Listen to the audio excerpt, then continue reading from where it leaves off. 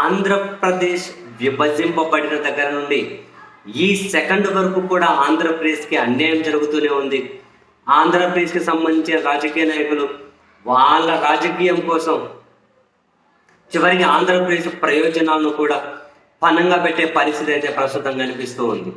రాష్ట్రం విభజింపబడిన దగ్గర నుంచి కూడా ఆంధ్రప్రదేశ్ తీవ్రంగా నష్టపోతూనే ఉంది. ఇరు రాష్ట్రాలు కనుక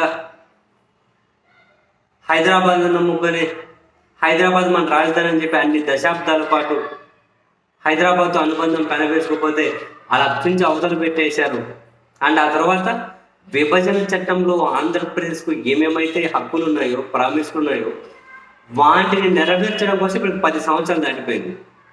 వాటిని నెరవేర్చడం కోసం వాటిని నెరవేర్చకపోగా ఇప్పుడు పైపెచ్చు మళ్ళీ రేవంత్ రెడ్డి గారు లాంటి వాళ్ళు వచ్చి టీటీడీలో వాటా కావాలి, తీర ప్రాంతంలో వాటా కావాలి, పోర్టులలో వాటా కావాలి, ఇలా మళ్ళీ కొత్త అంటే ఒక ఏమంటారు ఏమాత్రం బేస్ లేని కొత్త విడ్డూరమైనటువంటి డిస్కషన్ అంతా తీసుకొని వస్తూ ఉన్నారు.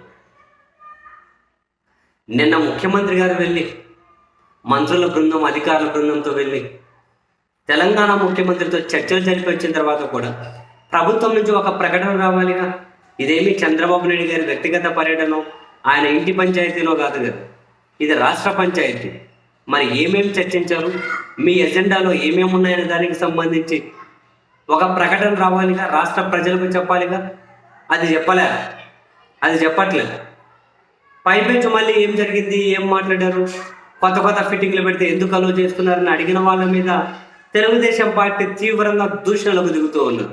ఇదేం విడ్డూరం. అరే ఆంధ్రప్రదేశ్కి రావాల్సినవి నెరవేరాలి 10 సంవత్సరాలు మళ్ళీ కొత్త ఫిట్టింగ్లు ఏంటి? ఆయన ఇప్పటికైనా ఆంధ్రప్రదేశ్కి ఏమేమి రావాలి, ఏమేమి ఇంకా విభజన చట్టంలో రావాల్సి ఉన్నాయనే దాని మీద, ఈవెన్ తెలంగాణలో హైదరాబాద్లో ఏమేమి ఆంధ్రప్రదేశ్కి సంబంధించి రావాల్సి ఉన్నాయి చట్టం ప్రకారం అనే దాని మీద చంద్రబాబు నాయుడు గారి ప్రభుత్వం ఇప్పుడు ఒక శ్వేతపత్రం విడుదల చేయాలి. జనానికి తెలియాలిగా ఏమేమి రావాలి, ఏమేమి సాధించుకురాబోతున్నారు, ఇదంతా జనానికి తెలియదు. ఒక శ్వేతపత్రం రిలీజ్ చేయాలి, ప్రజలందరూ డిమాండ్ చేసి అడగాలి. కానీ ప్రజలకేం పట్టింది, ఎవరేం మాట్లాడినా వాళ్ళకి అటు సైడ్ పార్టీల పేరు మీద, కులాల పేరు మీద తిట్టే వాళ్ళే జరిపారు.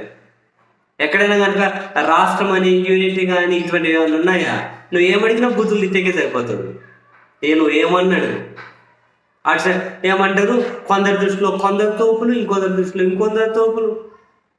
అరే ఒక వాల్యూడ్ చర్చ ఎవరిలో చెప్తున్నారు, ఒక శ్వేతపత్రం విడుదల చేయాలి. అండ్ ఇప్పుడు 2 రాష్ట్రాలు కూర్చొని మాట్లాడే తేల్చేదేముంది, ఏం తేల్చలేరు. కేంద్రమే పరిష్కారం చూపాలి. కేంద్రం కూడా రాజకీయాలు చూసుకుంటే ఎట్లా అవుతుంది ఇక్కడ? ఒకవేళ కేంద్రం ఆ పరిస్థితి పరిష్కరించలేనప్పుడు ఇప్పుడు చంద్రబాబు నాయుడు గారు సెంట్రల్లో కీలకంగా ఉన్నారు కాబట్టి సుప్రీంకోర్టు న్యాయమూర్తితో, ప్రస్తుతం సిట్టింగ్ న్యాయమూర్తితో ఒక కమిటీ ఏర్పాటు చేయమని చెప్పాలి. 2 రాష్ట్రాల మధ్య ఉన్నటువంటి పెండింగ్ సమస్యలు పరిష్కరించేకి చంద్రబాబు నాయుడు గారు మొదట ఢిల్లీలో సాధించాల్సింది ఇది. సుప్రీంకోర్టు న్యాయమూర్తితో కమిటీ వేయమని చెప్పండి.